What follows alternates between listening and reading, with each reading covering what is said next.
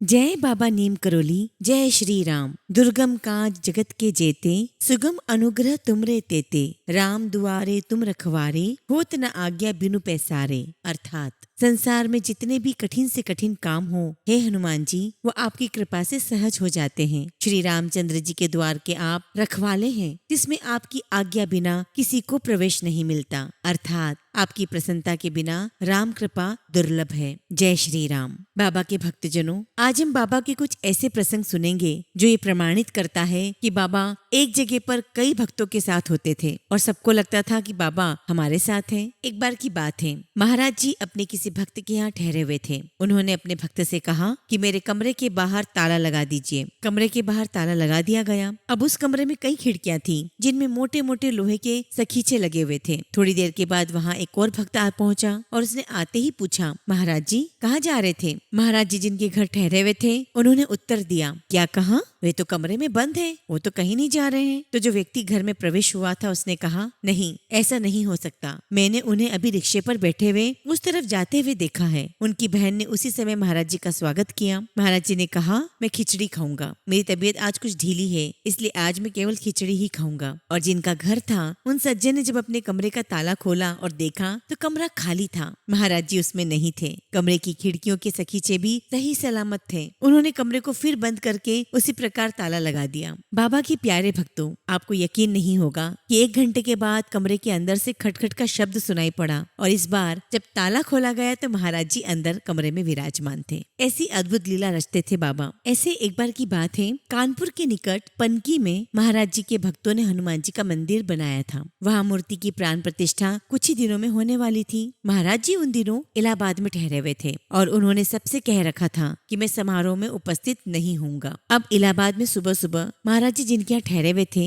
उनसे कहने लगे, मुझे कुछ समय के लिए इस कमरे में अकेला छोड़ दें और मेरे कमरे के बाहर ताला लगा दें। अगले दिन कुछ व्यक्ति पनकी से इलाहाबाद लौटे और जिस मकान में महाराज जी ठहरे हुए थे उसके स्वामी को भी वहाँ प्रसाद देने के लिए आए। उन्होंने प्रसाद तो दिया ही, पनकी के समारोह और भंडारे का वर्णन बहुत सुंदर ढंग से किया। उन्होंने ये भी कहा कि सभी कार्य ढंग से संपन्न हुए। वहाँ महाराज जी भी आए थे, जबकि पहले से उन्होंने सबसे कह रखा था कि मैं वहाँ नहीं जाऊंगा। महाराज जी जिनके घर ठहरे हुए थे वो सज्जन कहने लगे, ऐसा नहीं हो सकता, महाराज जी तो उस दिन यही इलाहाबाद में थे। जो व्यक्ति आया था उसने कहा कि जो भी हो, महाराज जी तो पनकी में भी थे। 11 से 12 बजे तक वो मंदिर में ही थे। बाबा कितने खेल खेलते थे अपने भक्तों के साथ। ऐसे एक बार की बात है, नैनीताल के एक भक्त को कुछ लंबे समय के लिए व्यापार के सिलसिले में कहीं जाना था। जाने से पहले वो यह सोचकर महाराज जी के दर्शन करने के लिए गया कि पता नहीं जब मैं वापस लौटूं तब तक महाराज जी कहीं और न चले जाएं। इस प्रकार उनके दर्शन शीघ्र न मिल पाए। जब वह महाराज जी के दर्शन करके लौट रहा था तो इसी प्रकार के विचार उसके मन में थे। वहाँ से वह सीधे स्टेशन गया, गाड़ी पर बैठा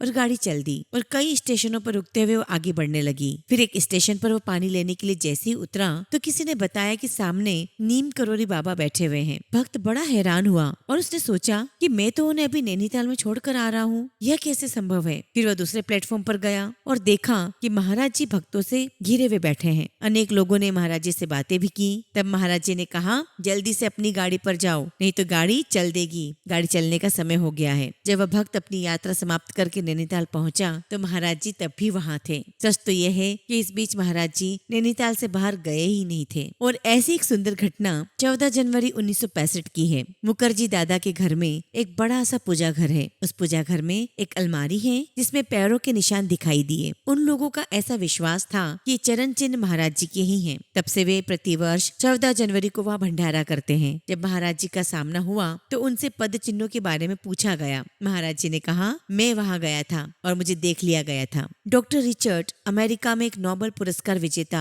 भौतिक वैज्ञानिक से वार्तालाप कर रहे थे। जब उस मनोवैज्ञानिक ने महाराज जी के विषय में कुछ जानने की इच्छा व्यक्त की तो डॉक्टर रिचर्ड ने उन्हें कई किस्से सुनाए। डॉक्टर रिचर्ड ने ऐसे किस्से भी सुनाए जिनमें महाराज जी एक ही समय में 2-2 स्थानों पर दिखाई दिए। उस भौतिक वैज्ञानिक ने कहा, ऐसा संभव ही नहीं है। भौतिक विज्ञान का यह आधारभूत सिद्धांत है कि कोई वस्तु एक समय में 2 स्थान पर नहीं हो सकती। परंतु डॉक्टर रिचर्ड ने कहा, सच तो यही है कि ऐसा महाराज जी ने कर दिखाया है। उनके सामने तो विज्ञान भी छोटा हो गया है। ऐसा ही एक और किस्सा है। जब एक कर्नल अपने सैनिक शिविर में पहुंचे तो क्या देखते हैं कि महाराज जी मुख्य द्वार के बीचों बीच जमीन पर लेटे हुए हैं। जब कर्नल ने उन्हें हटने के लिए कहा तो महाराज जी ने उत्तर दिया, यह तो ईश्वर की भूमि है और मैं सीआईडी का आदमी हूँ। कर्नल मारे गुस्से के लाल पीले हो उठे और उन्होंने सुरक्षा सैनिकों से कहा कि महाराज जी को यहाँ से हटाओ और ले जाकर कटघरे में बंद कर दो। कुछ घंटे बाद जब कर्नल मुख्य द्वार पर पुनः आए तो महाराज जी उसी प्रकार वहाँ सड़क के बीचों बीच लेटे हुए मिले। कर्नल ने सुरक्षा सैनिकों को डांट फटकार की कि उन्होंने आज्ञा का पालन क्यों नहीं किया, परंतु सैनिकों ने कर्नल को विश्वास दिलाया कि आपकी आज्ञा का पालन अक्षरशः किया गया था। अब कटघरे के रजिस्टर की जब जांच की गई तो इससे सिद्ध हो गया कि महाराज जी अभी कटघरे में बंद हैं। उसके बाद तो भक्तों वो कर्नल महाराज जी का भक्त बन गया। नीम करोली बाबा धन्य हैं। उन्होंने अपने भक्तों के साथ अनेकों चमत्कार किए हैं और इन चमत्कारों में भक्तों का हित ही छुपा होता था। बाबा के प्रिय भक्तों, आज के प्रसंग हम यही समाप्त करते हैं और हम अगले वीडियो में बाबा के कई सारे अनसुने प्रसंगों की चर्चा करेंगे। जय बाबा नीम करोली, जय श्री राम।